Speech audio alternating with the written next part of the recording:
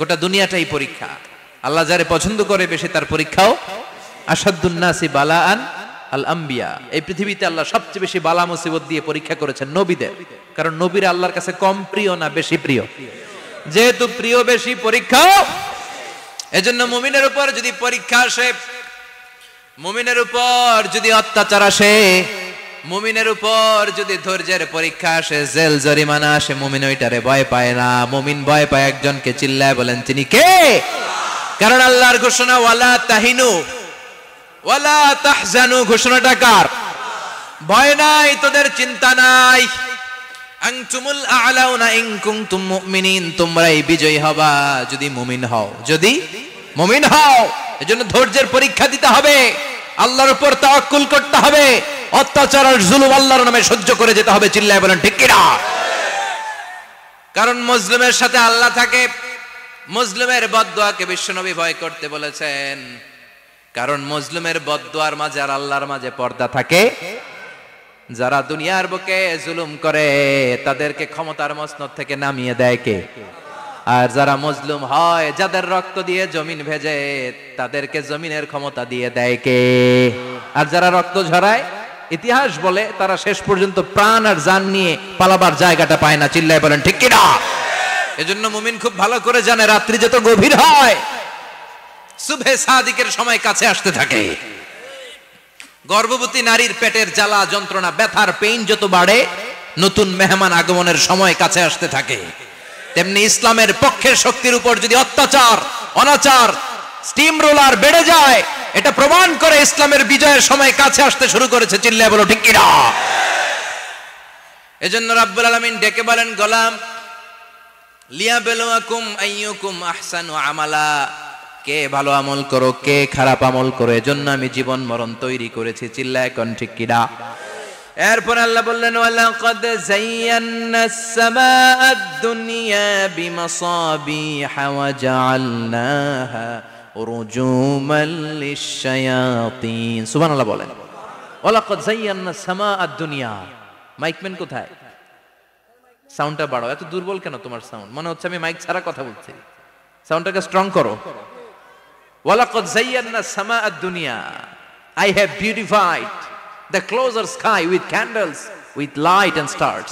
আল্লাহ বললেন, আমি দুনিয়ার আকাশকে তারা দিয়ে সুশোভিত করেছি। আকাশে তারা আছে না নাই? এগুলো এমনি এমনি হয়েছে না? তৈরি করছে কে? বিশ্বাস হয়? কোনো সন্দেহ আছে? এখন তো লাইটিং ফাইটিং এর যুগে তারার যে কি সৌন্দর্য আমরা বুঝি না। আমরা যখন ছোটবেলা গ্রামে যেতাম, রাতের বেলা তারার মেলা, কি সুন্দর, একটার চেয়ে একটা সুন্দর। শুকতারা, ধ্রুব তারা, সপ্তর্ষি মণ্ডল, 7টা তারার একটা চেইন আছে, চিনেন এগুলো? কি সুন্দর তারা! এগুলো তৈরি করে রেখেছে কে? প্রথম আকাশের মহাশূন্যকে আল্লাহ এই তারকা দিয়ে বিউটিফাই করেছেন। ইটস এ ক্যান্ডেল, আল্লাহ সাজিয়ে রেখেছেন। আমরা খালি চোখে যেটা দেখি, এটা কিন্তু আকাশ না, এটা প্রথম আকাশ নয়। প্রথম আকাশ যে কত দূরে আমেরিকার নাসার বিজ্ঞানীরাও জানে না। খালি চোখে আমরা যা দেখি, এটা প্রথম আকাশের মহাশূন্য। এর অনেক অনেক অনেক উপরে প্রথম আকাশ। এরপরে দ্বিতীয় আকাশের মহাশূন্যের স্তর শুরু, এরপরে দ্বিতীয় আকাশ, তারপরে তৃতীয় আকাশের মহাশূন্যের স্তর শুরু, তারপরে তৃতীয় আকাশ। একটার চেয়ে আরেকটা বড়। প্রথম আকাশের চেয়ে দ্বিতীয় আকাশ কত বড় বলি, আপনার হাতের আংটিটা যদি সাহারা মরুভূমিতে আপনি ছুঁড়ে ফেলে দেন, পুরো মরুভূমির তুলনায় আংটি যত ছোট, আল্লাহর দ্বিতীয় আসমানের তুলনায় আল্লাহর প্রথম আসমানটা ঠিক তত ছোট। একটার চেয়ে একটা বড়, একটার চেয়ে একটা বড়। সূর্য দেখে আমরা অবাক হয়ে যাই, 9,30,00,000 মাইল দূরে। এই পৃথিবীর চেয়ে 13 লক্ষ গুণ বড়। এটার সানশাইন, আলো আসতে পৃথিবীতে 8 মিনিট 18 সেকেন্ড লেগে যায়। আমরা মনে করছি সূর্যই বড়। আমরা বসে আছি মাইথার দিয়াতে, তাই না? এই জায়গাটার নাম কি? মাইথার দিয়া। কি খালি এতটুকু প্যান্ডেলের সমান? কত বড় মাইথার দিয়া! এই পুরো মাইথার দিয়া কোন থানায় পড়ছে? দাউদকান্দি। দাউদকান্দি হচ্ছে কুমিল্লার 16টা থানার একটা, ঠিক কিনা? 16 থানা মিলে কুমিল্লার একটা জেলা। এরকম কয়টা জেলা আছে? 64 জেলা। এই 64 জেলা মিলে আমাদের সুজলা সুফলা শস্য শ্যামলা ডিজিটাল বাংলাদেশ। কথা কন। আর বাংলাদেশ হচ্ছে পৃথিবীর সবচাইতে বড় দেশ। হ্যাঁ, 64 জেলা, এরপরে ছোট। যাদের অ্যাটলাস ম্যাপ নিয়ে যাদের ধারণা আছে তারা দেখবেন বাংলাদেশ এই শব্দটা লেখার জায়গাও আমরা পাই না। মানচিত্রে বাংলাদেশ শব্দটা লেখার জায়গা পায় না। ডিআরএ উঠে যায় ইন্ডিয়ার উপর, আর ডিএসএচ উঠে যায় আবার ইন্ডিয়ার উপর। মাঝখানের দুইটা অক্ষর বাংলাদেশের উপরে পড়ে। চিল্লায় বলেন ঠিক কিনা? কত ছোট দেশ, পাশের ইন্ডিয়া 20-25 গুণ বড়। ইউরোপ আমেরিকার অনেক দেশ আছে, আমেরিকাই বাংলাদেশের চেয়ে শতগুণ বড়, কানাডা কয়েকশো গুণ বড়, রাশিয়া কয়েকশো গুণ বড়। এরকম প্রায় 200 দেশ নিয়ে পৃথিবীর স্থলভাগ, আর 70% হচ্ছে শুধু পানি। এই সব মিলে আমাদের এই পৃথিবী। আর এত বড় পৃথিবীর চেয়েও নাকি সূর্য 13 লক্ষ গুণ বড়। তার মানে সূর্যই বড় না, সূর্যের চেয়ে অনেক বড় তারা আছে।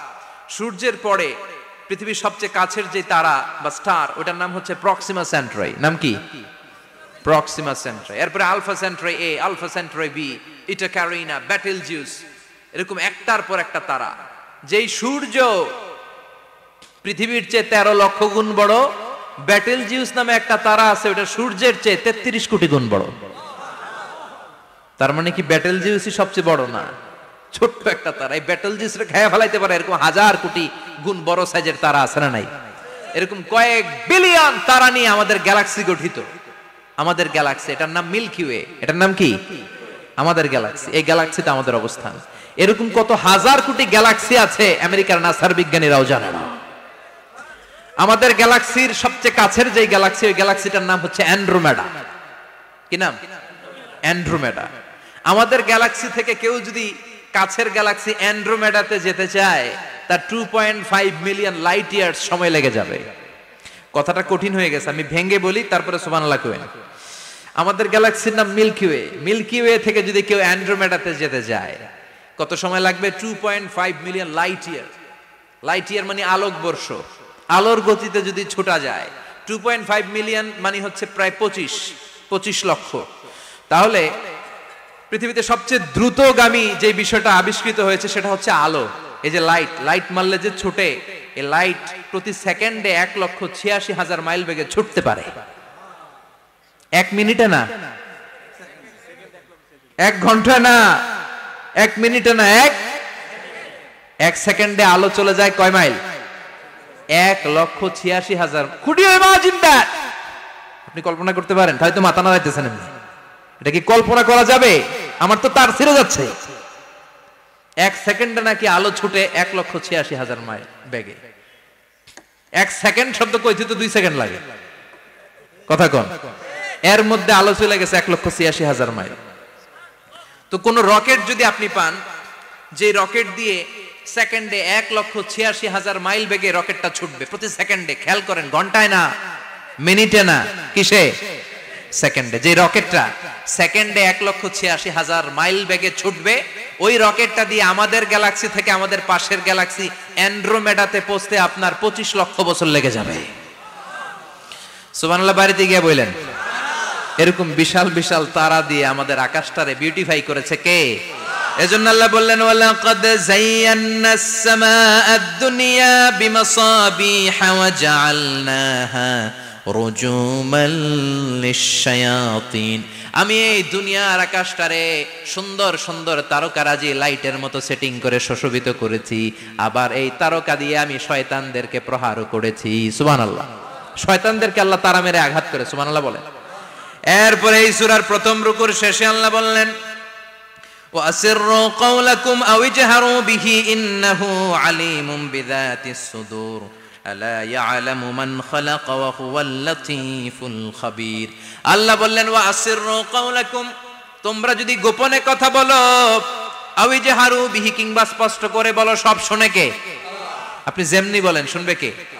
বলেনই নাই, শুধু মনে মনে ভাবছেন, শুনবে কে? সুবহানাল্লাহ কইবেন না? সাত আকাশের উপরে, আরশের উপরে তার অবস্থান, সাত জমিনের নিচে কোন গোপনতম প্রকোষ্ঠে, কোন ছোট্ট বাক্সের ভেতরে যদি কোনো পিপিলিকা নীরবে হেঁটে যায়, আল্লাহ বলে আমি ওই পিঁপড়ার হেঁটে চলার পায়ের আওয়াজটাও শুনতে পাই। এজন্য কেউ যেটা শোনে না, শুনে কে?